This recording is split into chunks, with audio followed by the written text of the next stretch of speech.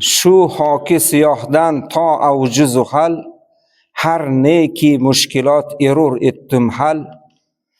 Mana bu oyoqni tagida turgan sariq tuproqdan to osmonni kanorasigacha, oxirigacha nimaiki mushkul bo'lsa hammasini yechdim deyapti. Ibn Sino buamiz. Ochdim necha zanjir makruh hiyal, yechdim necha tugun magar qoldi ajal degan ekan. Shuni yecha olmadim, boshqa barini yechdim degan. Bu gaplarni gapirish uchun qanaqa ilm kerak? Tushunyapsizmi? Qanaqa ilm kerak? Ey mehr, ki bormi sen kabi olamgard, sargashta yo'lovchiman, o'zing yo'l ko'rsat. Ko'rdingmi birovni kim yana ishq yo'lida, kim yuzida shuncha gard emish ko'nglida dard. Ey quyosh deyapti. Murojaat qilyapti-da Robbimga. Sen kabi olamni tutib turguvchi boshqa bormi? Dunyoni tutib turguvchi sensan. Men bo'lsa bir yo'lda sarson bo'lib yurgan yo'lovchiman. O'zing menga yo'l ko'rsatgin.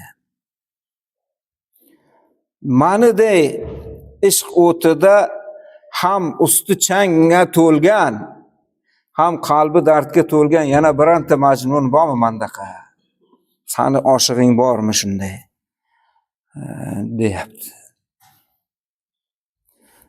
Pir bo'lding ishingni on-chinon etmasin, soch oqila pirliging nihon etmasin.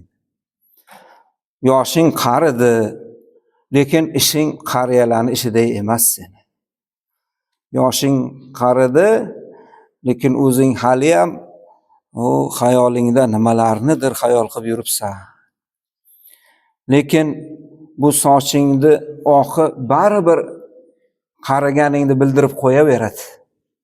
Sen qancha yashirmagin, bu sochingni oqi bildirib qo'yaveradi. Sen ey odamlar, men yoshman desang ham bu aytib qo'yaveradi, ko'rsatib beraveradi.